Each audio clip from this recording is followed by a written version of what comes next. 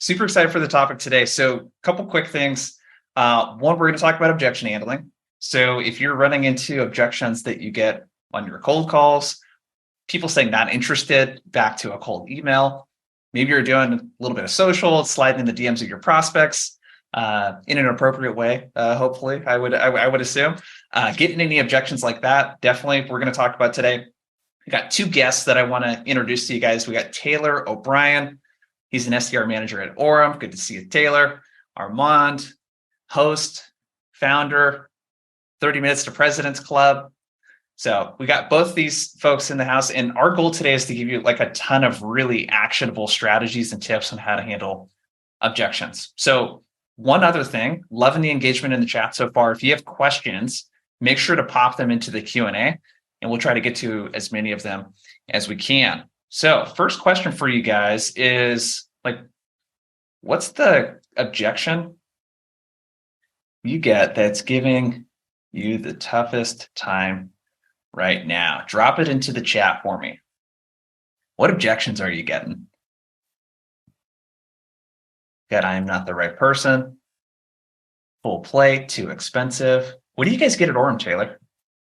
What's the most common objection you guys get? Too expensive, no budget, budgets are frozen. I'm not the right decision maker.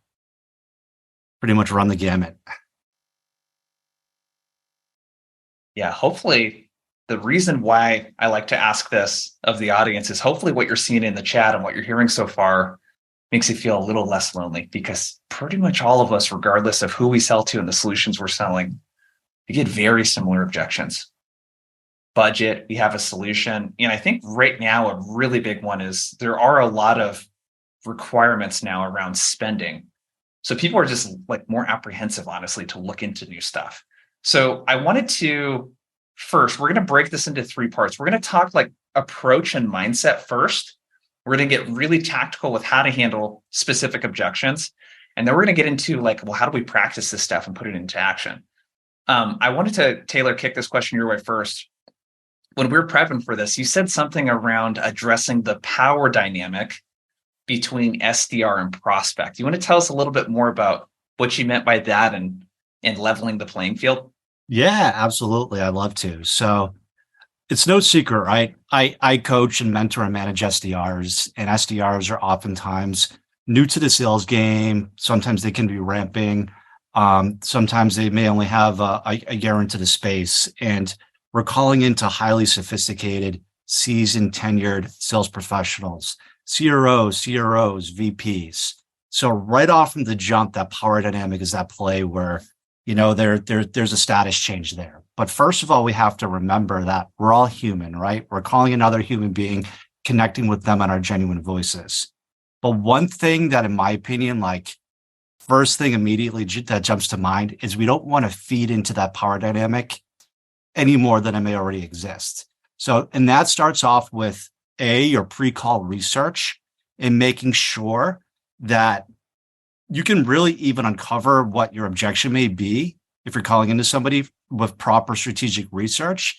And also when you finally do get that connect, that first 30 seconds to a minute is crucial for making sure that you level that playing field and level that status. And it starts off with that opener and not being apologetic whatsoever. Don't open up a call and being like, I'm sorry I interrupted your day, or I'm sorry if I caught you from out of the blue. Why are you sorry? Immediately, that's making you appear to be low status. So that's my first tip. I have a few more, but would love to hear thoughts from you and Armand for kind of that psychology behind the power dynamic that might be at play. Yeah, let's dig into the power dynamic thing a little bit. Let us know, give us a guess in the chat if you have ever felt that when you were calling a prospect, you were like, holy smokes, this person's got way more experience than me. What could I possibly have to offer? Or, wow, do they even need any help? This person's been doing this for a decade. Okay, I deal with this all the time, you guys, especially in sales conversations too, where I might be talking to a VP of sales that's got 15, 20 years of sales leadership experience, which is about the same amount of sales experience I have in entirety. It's intimidating. Armand, I think that you have a unique perspective in that, you've been at so many different ends of the spectrum, rep, manager, VP of sales, the stuff that you're doing at 30 Minutes to President's Club, like from a mindset standpoint, for someone listening or watching this that deals with this kind of reluctance, like what do you suggest that they do to kind of like level the playing field, like up here, to actually maybe kind of believe that, so that what comes out of their mouth sounds like, hey, I'm talking to a peer? For sure. So you've been trained your entire life to tighten your comms up into a box. You go into a class, you're supposed to sit up. You're not supposed to talk unless you're spoken to.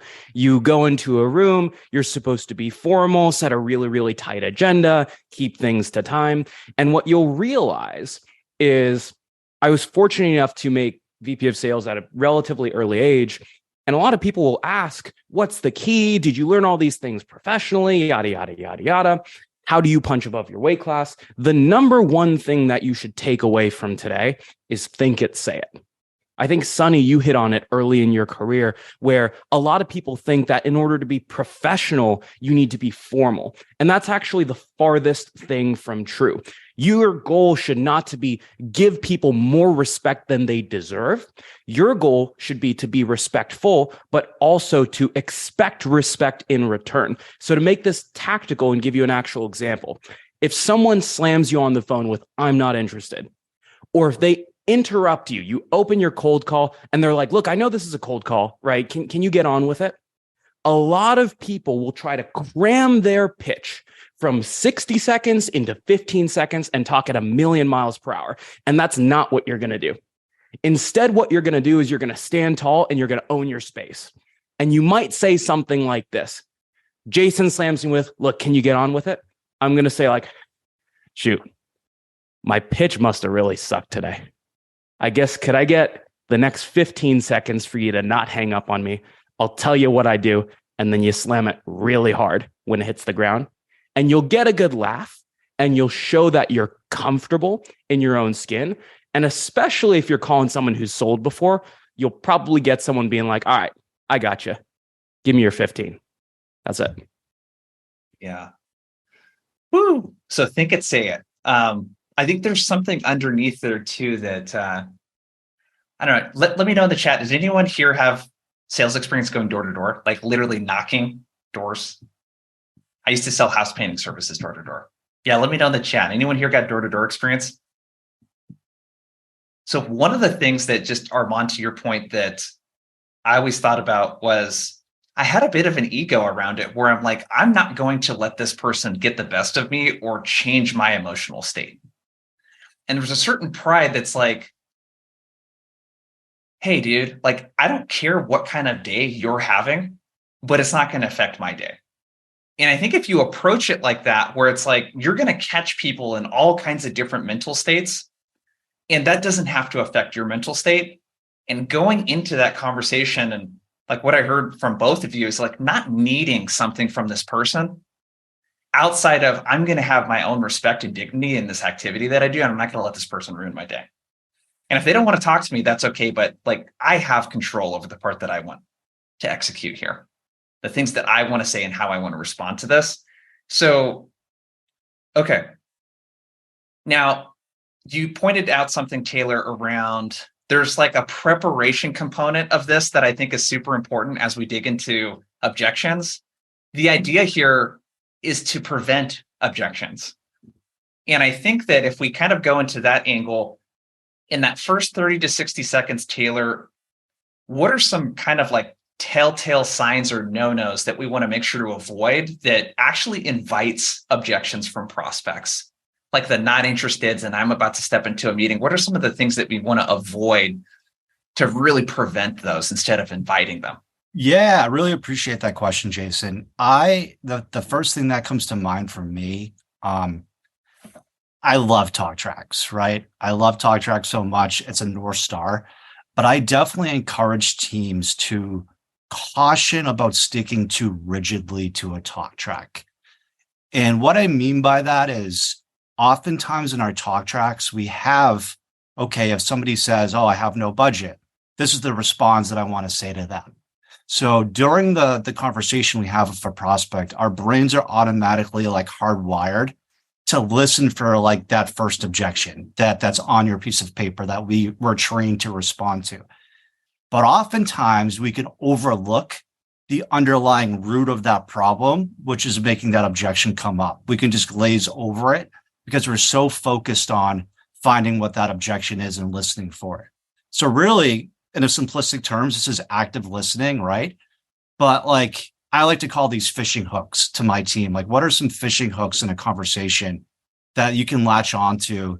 And that could be like if I'm selling Orum, for instance, which as people on the line know that we're a live conversation platform.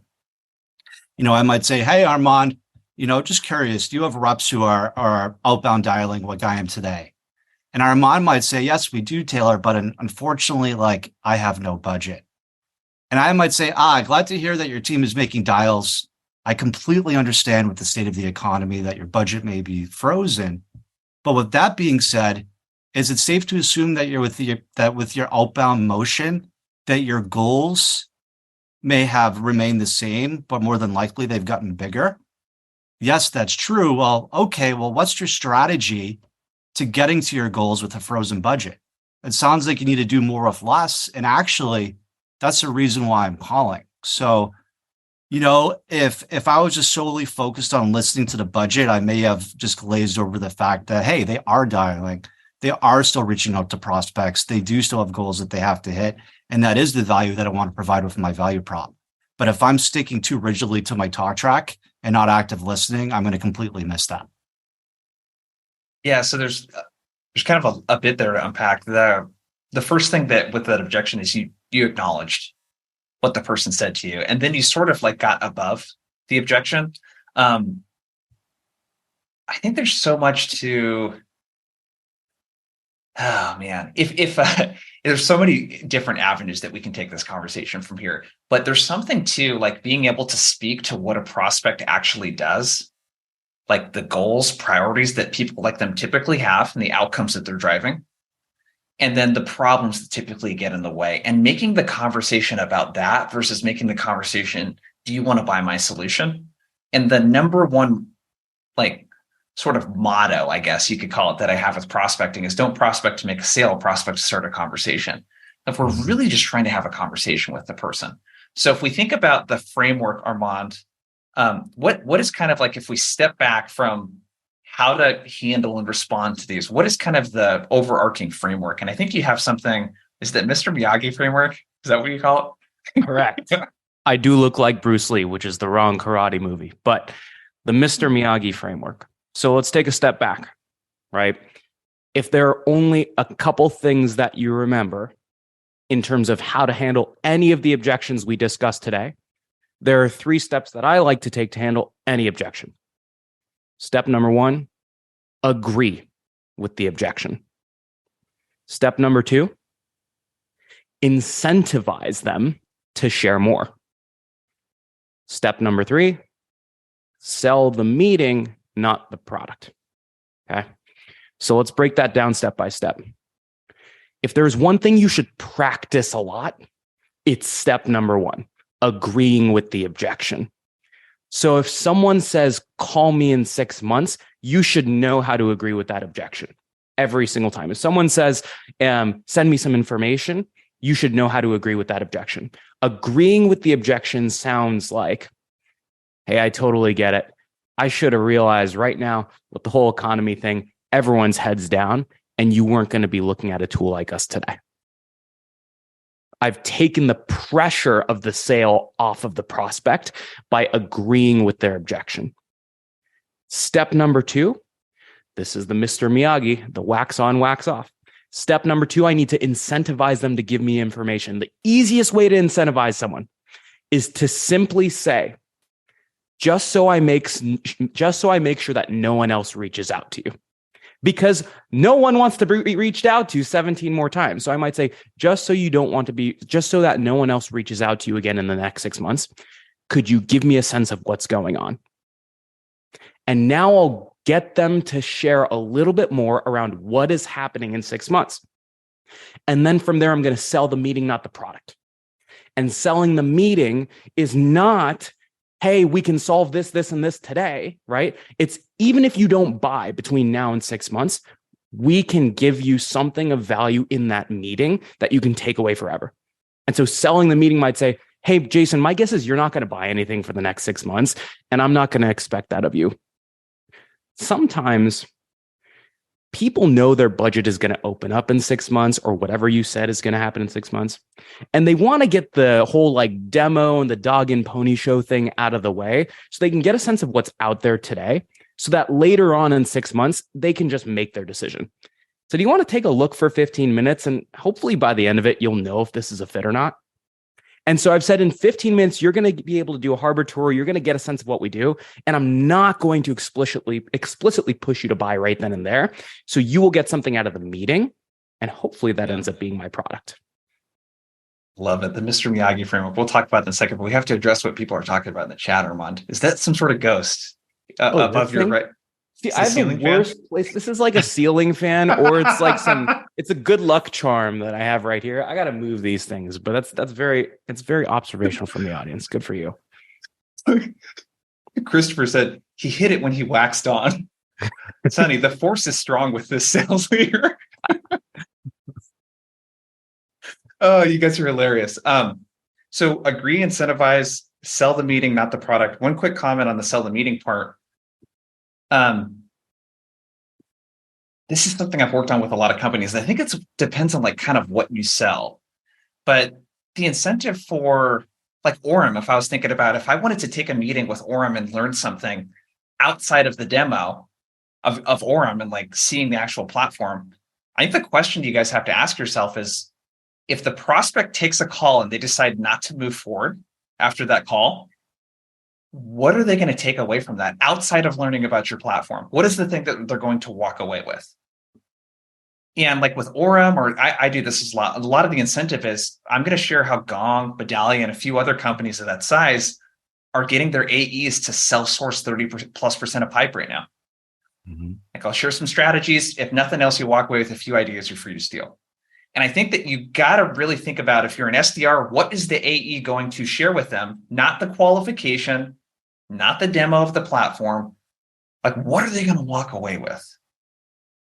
You got to have that. And then for me, the conviction is really high when I know that they're not going to waste their time if they decide to take 20, 30 minutes with me. So the selling the meeting part, I think, is super huge. Taylor, what comes to mind for you? Like when you think about the selling the meeting, not the product, how do you work with your reps at Orum? Because you guys do an excellent job of this too. Yeah. But what does that part kind of sound like for you guys? We're a little lucky here at Orum because our persona is other sales development managers and sales leaders in the space. So by selling the meeting for us, it's not just seeing a demo of our platform. It's like we try to pride ourselves on being like best in class SDRs. Like our whole foundation is built off of cold calling. So it's like, okay, like come take a demo with us. You're not only going to see the product, but we're going to do coffee and cold calls. So you're going to see me on the phone as an account executive, ripping dials live. You're going to hear like our objection framework. You're going to hear how we close a deal, how you may even hear us book a meeting over the phone, right? And you're going to be able to take what we use and what we leverage with our reps.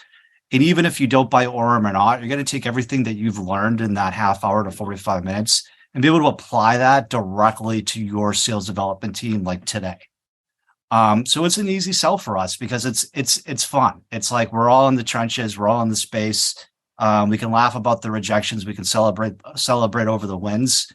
And that's even beyond just taking a demo for us. That's beyond buying a product. That's valuable insights that you can walk away without spending $1. Yeah.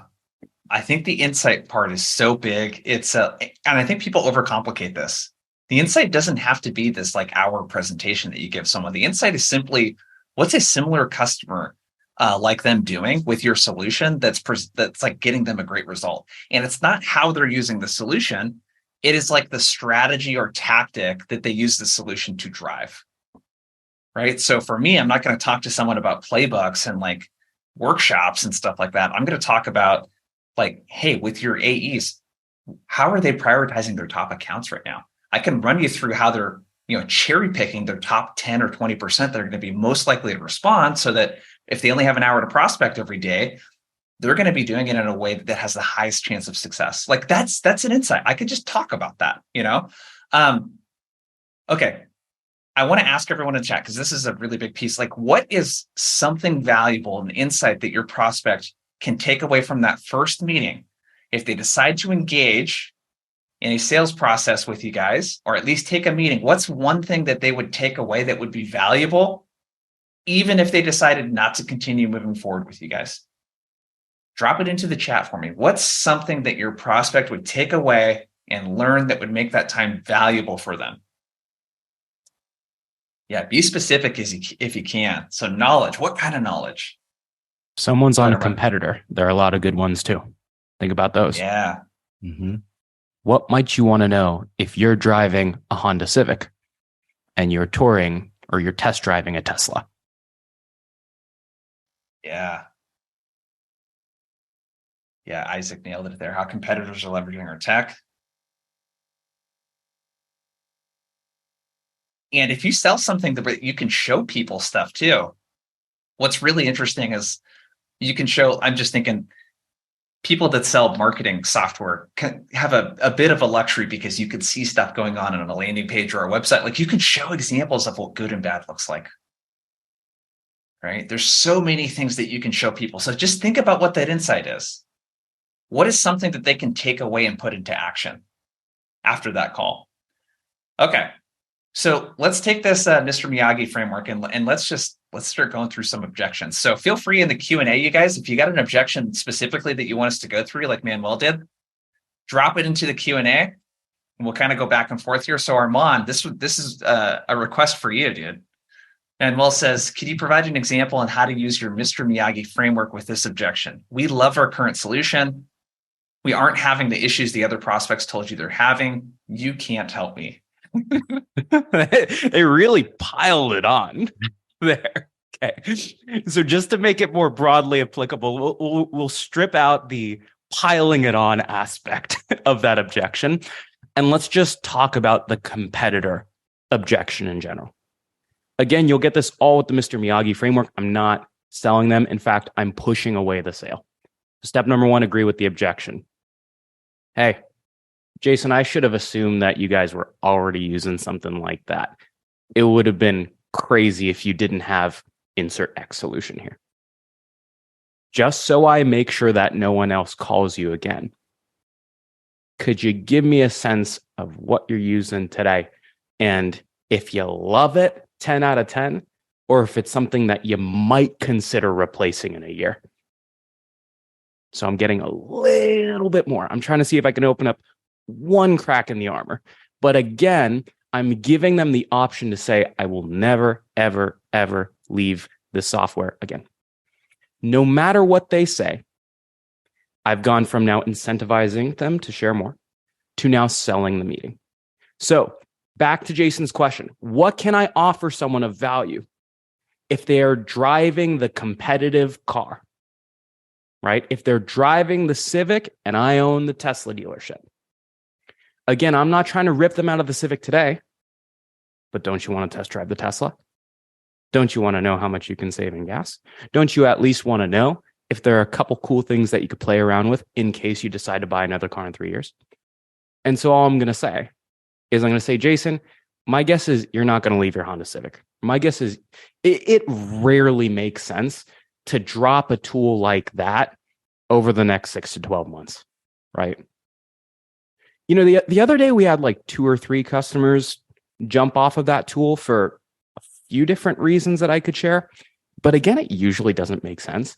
But would you be completely against chatting when I'm not calling you out of the blue and I can share what those 2 or 3 things are?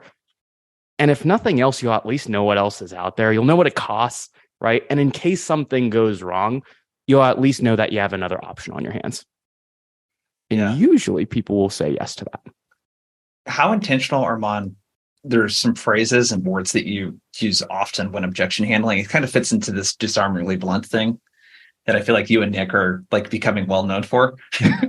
It's stuff like, this is probably not even going to make sense. It's phrases like that. How intentional is it when you say things like that? It's Jason, you do a really good job of talking about the intent behind it. Focus less on the words that I'm saying. Focus more on the intent behind those words. The intent that I'm trying to say is like, I'm not going to push you to buy something, right? You're probably not going to buy this thing.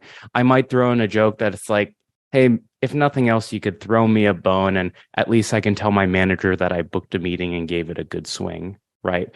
At least you could say that you donated to the I booked a meeting off of a cold call charity today. Things like that. Things that just take the edge off of the sale and show someone that I'm human. Come up with your 3 or 4 phrases and just weave them in. And the one that you picked up on, I use all the time, which is just like, my guess is this isn't even going to be a thing over the next 6 months. Yeah. So again, it kind of fits into that agreeing with the person. And it's like, I know that this is going to maybe date me a little bit, but the 90s, like Hugh Grant in the rom-coms, like when you can bring that kind of energy, like that playful energy to a conversation, I think it just works so well over a cold call. I have an idea too, but I want to get Taylor's thoughts first. Competitors. So people that say they're already using a competing solution, or maybe they have their own solution, that sort of stuff. How do you guys handle that? Yeah, but this is credit to our VP of sales. Shout out to Colin. He is a great line when it comes to dealing with like the competitor conversation. And it's all about, again, the tone and the intention and stuff like that. But he goes and he's taught us to say, hey, can I tell you what they're going to say about us? Like, just like that, right? Are you opposed to hearing like what they're going to say about us? And just by kind of addressing the elephant in the room and saying like, hey, like they're going to say that we don't do this, or we don't do that, or we don't do this. It's actually going to open up the room for you to go in and actually be like, actually, they may say this, but we do X instead. This is what we really mean when we say this. So I love that line. We've been using it across our whole team when the competitive conversation comes up, and I think it can be a game changer. So someone says we're using, I don't know, I won't say any of the names of your competitors, just so we don't give them the spotlight here. When someone says ABC competitor and the response is, oh, hey, that's great. Glad you're taken care of here, et cetera. And then you use that line right after that. Hey, would you be opposed to hearing like what they say about us?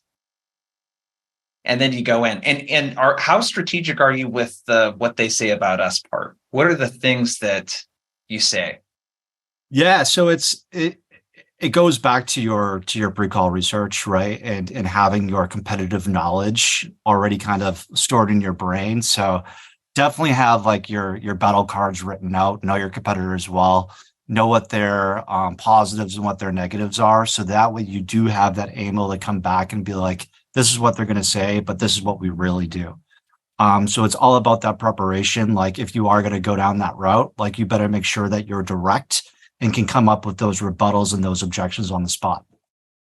Yeah. If I could add one thing here, especially when it comes to competitors, a lot of people try to memorize an entire battle card.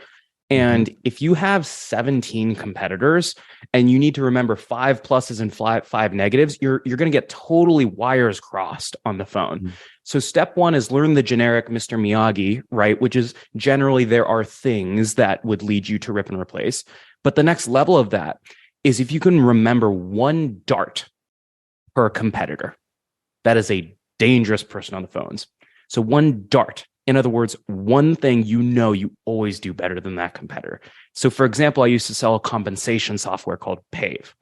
And I knew that our competitors handled cash compensation well, but they really did not do a good job of handling equity compensation well. And so if I ever came up on one of those competitors, I would again say, hey, my guess is you're not going to switch. But just before I let you go, I'm curious, you guys aren't doing stock option planning or anything like that, right? Because normally that wouldn't be a thing with them. And that's the first question you can use, the dart you can throw to get them to be like, hold on, wait, no, we don't do that with them. And now you can go and transition to how you beat that competitor. Yes. I cannot stress the importance of this. Just whether prospecting or selling, you guys, part of being a trusted advisor, being someone that your prospect wants to speak with and treat like a consultant, is you got to know the competitive landscape. And a big part of that is like how you stack up, pros and cons. And that's my approach. It's a kind of a variation of what you two just mentioned. I love pros and cons. So when someone is using a solution, same kind of thing, acknowledge it. Hey, sounds like you're taken care of. I figured, you're probably already using, I was just doing this for another client. You probably already had a CRM. I sort of figured that. Right. So you acknowledge.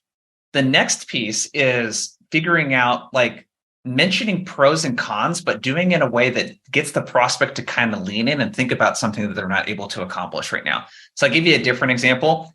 This is a client that sells into like contact center leaders, and one of their biggest competitors, one of the biggest companies in the world that does this, is like survey software.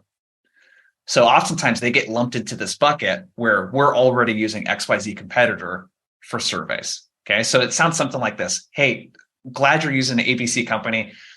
They're really great at capturing survey data and all that kind of stuff. And if you don't mind me asking, a lot of times with our customer support leaders that we work with, they really love being able to capture survey data, from customers. They use it to improve the product, all that kind of stuff. But one thing they find that it doesn't really capture, and I don't know about you, most people don't leave surveys. And a lot of our customers are looking for ways to capture feedback that customers share over the phone, in emails, support messages, and using that to improve their customer experience. How are you getting that information right now? And you're able to like talk about like what that competitor does well, which when you do that, it doesn't feel like you're poking at them or accusing them. No one wants to feel like they chose the wrong solution, So pros, one thing that people really like, I'm using customer voice. A lot of the people that really like this thing. And one thing they find they're not able to do is this. And you can kind of poke and prod around the pros and cons of something. But this really requires you, to Armand's point, to have that one dart. Like, you need to know the area where you win. So homework for an SDR, BDR, if you don't know that, ask your account executives when they get into competitive deals, the ones that they win, why did they win them? What is the ultimate reason why they win? That's something that you can use to inform how you objection handle. Boom. Unbelievable. I love you give them 2 or 3 things that competitor is good at, right? Sales goon versus 30 minutes to present. Everyone loves sales goon. Their podcast guests are far less good looking, so they seem very attainable and reachable, right? They're less charismatic. People love those guys. One thing they don't like about sales goon is this, right? Have you heard of that? It's amazing. It gets them to put their guard down. Yeah. 100%. Okay, let's get to the next one. Humberto, I hope I'm pronouncing your name correctly. And again, if you guys have an objection that you want us to work through, drop it into the Q&A section here of Zoom, and we'll go through it. Humberto says, we're working really good right now. We don't need anything. There's kind of a lot of variations of this objection, but it's like hey, we're good right now. This is not a priority, et cetera, et cetera. Taylor, how do you guys approach this one? Yeah, that's a good one, and that's a common one. And again, for myself personally, and how I coach my reps is, I want to figure out the root and the why. Okay, what's working really good? Why is it working so good? Try to uncover more information and get them to keep talking, because again, you want to go back to those fishing hooks that you can latch into to hopefully uncover more pain that you could solve for. So that's where I would go with that for sure. Got it. Armand, what do you think? Could you repeat the objection one more time? I saw Humberto's cute question, and I want to make sure I address it correctly. Yeah. We're working really good right now. We kind of don't really need anything. Yeah. So it's basically like we've got it taken care of, but it's a little bit ambiguous as to if that's a competitor or if it's just we've got it taken care of, right? So again, we're just going to follow this one through, right? So the first thing is agree with the objection. Hey, I totally should have figured. I mean, you guys are 500 employees, and if you didn't have something in place, that one's on me for not realizing that. Just so no one calls you again, could you give me a sense? Is it you're doing something internally? You're using a solution like X, Y, or Z? Or was it, I cold called you at the wrong time and you really hate getting cold calls? One of those 3. They're going to give me an answer. And again, depending on what that answer is, I'm just going to sell the meeting. So let's assume that we've already handled the competitor one. And they say, no, we've got it taken care of internally, right? All I'm going to do is follow that same sell the meeting framework. So if someone's doing something internally, eventually they might decide that they want to use a solution, right? And so all I'm going to do is I'm going to make it really, really easy for them to select a solution 6 months down the road. I'm going to say, Jason, my guess is at your stage, like, honestly, I'm super impressed that you've been able to do it internally up until this point, which leads me to believe that you're probably going to keep doing it that way for 6 to 12 months down the road. But sometimes when folks are growing as fast as you guys are, they might consider a solution in 6 to 12 months. So, I mean, look, can I do this? Can I show you what ours looks like? And also just like, as you think about this space, can I give you a sense of how the 3 or 4 other folks in the space work? Just so that in 6 months, if you do decide to bring this out of house or whatever it is, you at least know what's out there. And so I'm going to tell them not only here's what's there with us, but if you decide to do this later on in general, I'm going to give you a sense of how this space works, just so that you don't get stuck with a raw deal. That's it. Yeah. I think one thing that's important to point out too, we talked about this like right before we hit go on the webinar today, is reducing friction. So like the mental energy that it takes to respond. And where I'm kind of going with this is like, let us know in the chat, what do you guys think your prospect is doing when they pick up the phone? Besides picking up your cold call, what do you think that you caught them in the middle of? Christopher says rolling their eyes. Manuel says fishing. Yeah, they could be fishing. Yeah, eating emails, like doing their job. You guys are hilarious. So they're doing something, right? The prospect is doing something else besides sitting around and waiting for you to call. The point being is that they're probably not 100% focused on the conversation that you're having with you. Especially when they give you an objection like, oh, I'm not interested. They're not really taking the time to process what's going on. And one thing that both of you have done, and I recommend too, is I love this, give them options. So do you have this taken care of, or are you experiencing any, kind of issues like XYZ customers are experiencing? Right. And it's like giving them options and like doing multiple choice kind of thing. This is what I love about using what I call priority drops in the cold call too. It's like, hey, people we talk to like you are focused on 1, this thing, but they keep running into this thing, or 2, this thing, and they keep running into this thing. Which one are you focused on? Or is it something completely different? Like making it easy and frictionless to interact with you, I think is super, super important. So Humberto, there you go.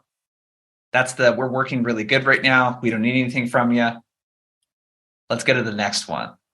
So I hope I'm pronouncing your name correctly too. Jubal. Response to a cold email with 2 issues. I'll get back to you if XYZ is something we need. The problem is XYZ isn't what we do. So Armand, I'll throw this one your way first. So prospect responds back to an email. I think the same thing could apply in a cold call too, but there's some confusion around what you do. For me, oftentimes I sell sales training. Sometimes people think that I'm a cold calling solution, right? Or Taylor, I'm assuming some people might think that like, okay, are you like a sales engagement tool? Like we already have one of those, kind of thing. So time. Armand, what do you think? I'll get back to you if XYZ is something that we need, but the prospect clearly doesn't quite understand what it is that you do. Answer number 1, call them. Always. That is the number 1 thing that you can do right now. Pick up the phone, call them, because the reason is what this requires is this is an especially dangerous objection to handle over the phone, because I can't handle the objection without getting more information. And the likelihood of me getting more information after someone has already rejected me over email by responding with another email is simply very low, right? So number 1, look at their signature. If their phone is there, like call them right now. Chances are they're probably available if they're answering emails or they're multitasking in a garbage meeting. And if you can, get them on the phone. If you cannot, you need to take one stab, and one very thoughtful stab, right? Because chances are, if you sent them this email and you totally missed the mark, right? This feels like it's a slightly unresearched email, and you hit them with a value prop that might not have been addressed to their situation. So what we're going to do is we're going to do the mini Mr. Miyagi method. What's the kid's name? I don't even remember his name. Someone put it in the chat. Daniel-san. Kid's name. What? Daniel-san. Daniel-san. We're going to do the Daniel-san method, right? The Daniel-san Miyagi method. Okay. And what we're going to do is we're going to agree with the objection shortly, right? And then we can't really incentivize them to give us more information, because the chances of me getting a response again and then handling the objection is almost zero, right? So I'm going to say, as Daniel-san, hey, Jason, totally my bad. Clearly, I've got to work on my prospect researching. My VP of sales is going to kill me, right? Because I totally missed the mark here. If you could let me take one more swing and a miss. I noticed XYZ is something that I saw on your website. That leads me to believe that typically we can help with problem ABC. Could you let me know if that underline is even moderately interesting, or if I've missed the mark twice and I should be reported back to my manager? And that's what I would send in return. And if nothing else, you're going to get a response. Yeah. No, I love that. The other tweak that you can make to that, which I'm sure you do a lot, Armand, too, is like weaving in the customer story for that.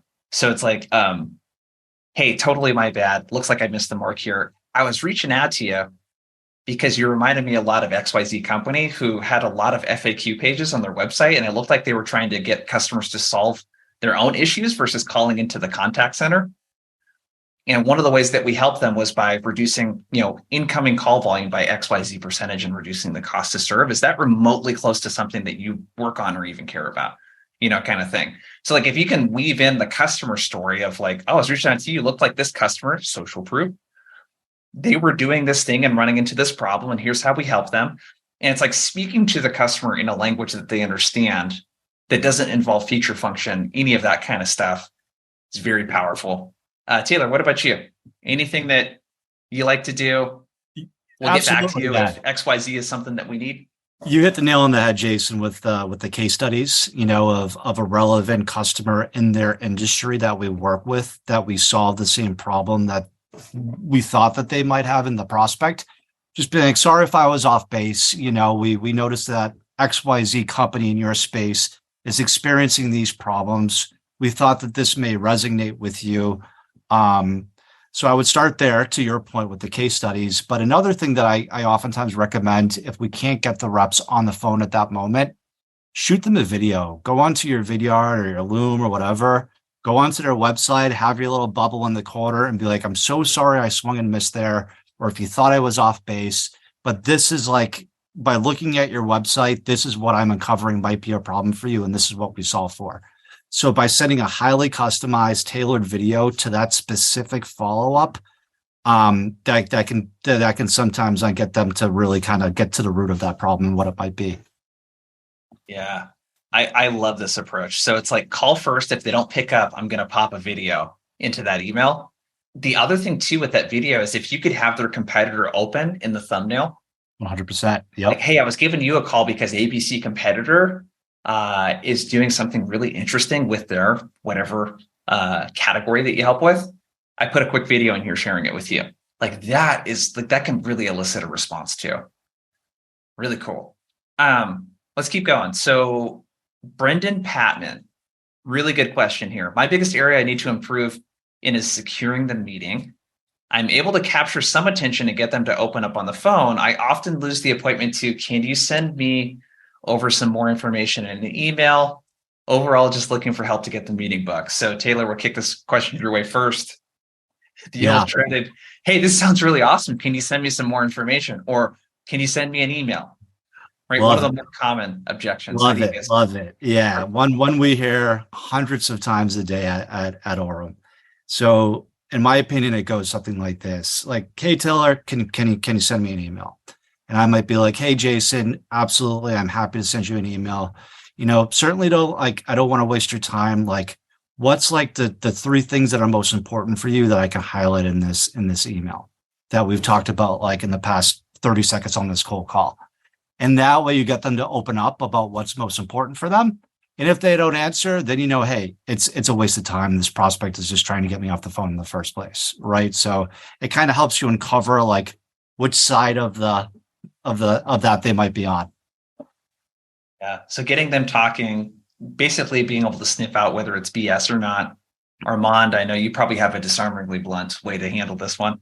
There are a lot of them. So yes, always agree with the objection. Totally. I'll send you some information. I shouldn't have assumed you would have been able to read the PDFs of us and all this stuff. You want to do your research. I buy things the same way. I have 17 tabs open on Reddit when I want to buy a hot dog. Okay. And just so I send you the right stuff, do you want the hot dog A PDF or the hot dog B PDF? Great. Awesome. Can I ask you a really awkward question too, by the way, because my manager's looking at me and he's looking uncomfortable. Yes. Jason, sometimes I make a lot of these cold calls and I know you don't like getting them and I really don't like making them. But sometimes when I hear send me some information, people are just way too nice to me because they know I'm in sales and they just really want me to go away. Would it actually be helpful if I sent you that stuff? Or do you just not want me to cold call you again? Because that's totally fine. And you'll get the real answer there. And if they say, no, actually send me some information because they're being nice, here's a little twist that you can put at the end. If they say, no, do send me some information, just an overview, stuff like that. I'm window shopping, or I want to know before I take the meeting with you. Yes, and. It's always yes, and, right? There's the Mr. Miyagi. There's that thing for me, right? It's moving. The yes, and here would be awesome. So Jason, I'm going to send you X or Y. Okay. In parallel to that, I'm just going to throw a dart. There's another dart. I'm going to throw a dart at your calendar, right? And it's going to be something further out of the way, right? It'll be Thursday, end of next week, right? Just so you have some time to read it. If you like what you see in there, would you mind just accepting the time so I can actually give you a proper harbor tour of this thing? And if you find it totally uninteresting, that's fine. I would love to just get your feedback on what wasn't interesting, and you can decline the invite.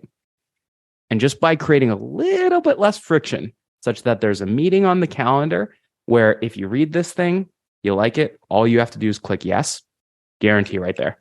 You get some more meetings out of that. Yeah, love it.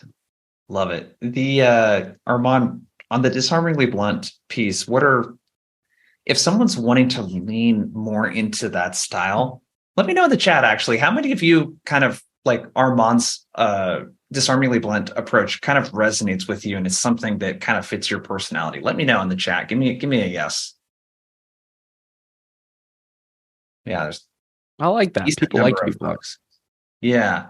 So can you talk a little bit more about that and kind of like for someone that hasn't really been this, I would use the word bold, yeah. And it doesn't just apply to cold calls. I mean, it's the sales calls, it's everything, how could someone get started with that? Yeah. The easiest way to get started with it is in a safe space with a bunch of friends and just hanging out, having a good time. It's 3 p.m. on a Friday. You're outside of the AE or the SDR bullpen and you play a game. And it's called first reaction. Okay. So everyone in the chat right now, first funny reaction to the following objection. Put it in the chat. Just don't put anything offensive there. First funny reaction. You're too expensive. What's your reaction? My first reaction, your mama. Okay. not that. Don't be that disarming. That's disarmingly randomly blunt, but I like that. So is your tax bill. Look at that, Ryan. Great one. No kidding. I thought you didn't know, right? I am, but for a good, everything's expensive. I know price, not having a solution is more expensive, not to my clients. I guess you're broke. Ooh, that's really blunt. Okay. Compared to what? Less than a dozen eggs. That's a great one. Oh my God. So right there. So the best answers right there. Guys, those came out in 15 seconds. And I said it, you had to react to it and you had to type it out. right? The one that came to mind for me was today's the $5 special. Would you like fries with that? And so literally just get good at blurting out the first reaction in a safe space. And then after you get used to just first reaction, get good at first tapered reaction with prospects. So just practice first reaction with friends so you can say something ridiculous that would actually piss off a prospect, and then learn to taper it on the phones. And again, just practice that opening agree with the objection line for every objection. And you'll get really comfortable doing this stuff. Yeah. It's really an improv technique. This is something that I struggled with. So God, this is back in 2000. This is about 10 years ago, actually, 2014-ish, around that time. I was like, I need to get out of my bubble and take like an improv class. And this was like a muscle I just had never flexed before. This like being in the moment and responding to something as you see it. And then the next kind of level of that is like making that response very natural too. And I think it kind of comes back full circle with Taylor and Armand, what you both talked about at the beginning, where we oftentimes in sales, we suppress who we are, when really we should lean into that. I think personality is your biggest differentiator. It really is. I got a cold outreach from a guy through LinkedIn, which I get a lot of them, as you could imagine. This guy recorded a video because it shows on my LinkedIn profile that I like classic rock, and I suggested Van Halen, Def Leppard, AC/DC, I think is what I put in there. The video that he sent me, he had Pour Some Sugar on Me by Def Leppard in the first part of the video, and he was just like singing along to it. It was kind of cheesy, but I'm like, he's just being himself. This just looks like something he would do to his friends. And I was like, I remember that guy.